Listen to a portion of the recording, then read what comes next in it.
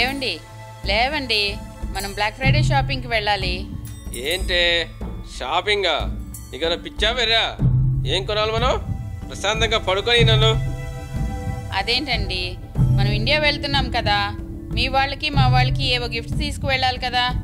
అబ్బా అబ్బా, ఎన్నిసార్లు చెప్పినా నీకు బుద్ధి రాదే? ప్రతి 2 సంవత్సరాలకి వెళ్తున్నావుగా, ప్రతిసారి ఏదో ఒకటి తీసుకెళ్లాలా? అటు వాళ్ళకు ఉపయోగపడదు, మనకు అనవసరమైన లగేజ్ బరువు. ఏం అక్కర్లేదులే, పడుకో. అలా అంటే ఎలాగండి? కనీసం పిల్లల కోసం ఏమైనా తీసుకుని వెళ్ళాలి కదా. అబ్బా, ఎందుకే అలా మురుగుతావు? నోరు మూసుకో. నన్ను హాయిగా పడుకోని, లేదా నువ్వు ఒక్కదానివే వెళ్ళి మీ వాళ్ళకి తెచ్చుకోవాలనుకుంటే మా వాళ్ళకి ఏం అక్కర్లేదులే. ఛీ, మీరెప్పుడు ఇంతే, ఒక్కసారి కూడా అర్థం చేసుకోరు. ప్రతిదానికి ఇంతే. ఏం చేస్తాను, నేనే వెళ్తానులేండి, అందరికి ఏమైనా తీసుకుని వస్తాను. నీ కర్మ, జస్ట్ గెట్ లాస్ట్.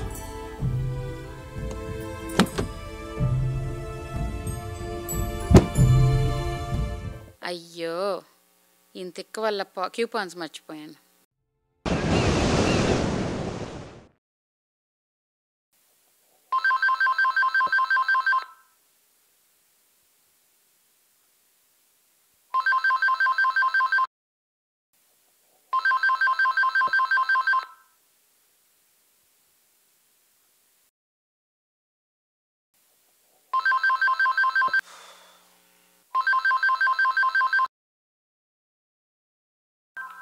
హలో, నేనేనండి. మీరు ఏమనుకోకపోతే కొంచెం హెల్ప్ చేస్తారా? ఏంది గోలా?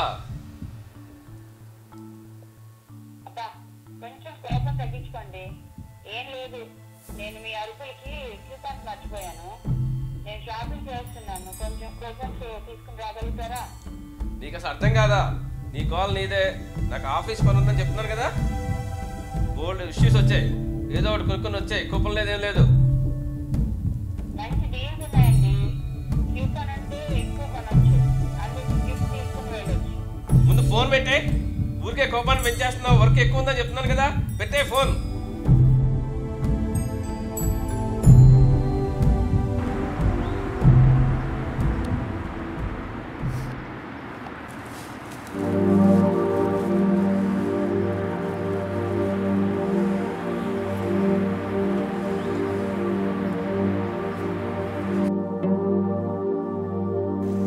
ఏంటి, ఎందుకు వచ్చారు?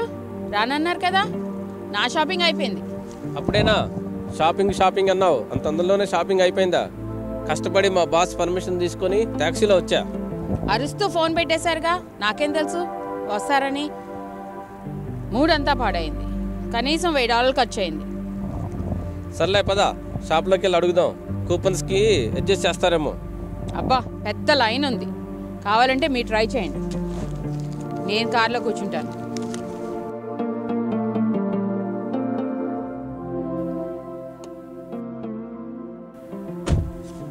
పెద్ద వీరుల్లా వెళ్ళారుగా, ఏమైనా సాధించారా? నేనంటే ఏమనుకున్నావు? క్యాషియర్ని కన్విన్స్ చేశా, సగం పైగా రిఫండ్ ఇచ్చాడు. ఉద్ధరించారులేండి. మరి ముందు నా మీద అరవటం ఎందుకో. సర్లేండి, చూడండి మీకేం కొన్నాను. అదొక దండగా ఎందుకు కొన్నావు? ఇదండి మన సగటు భార్యాభర్తల అనుబంధం.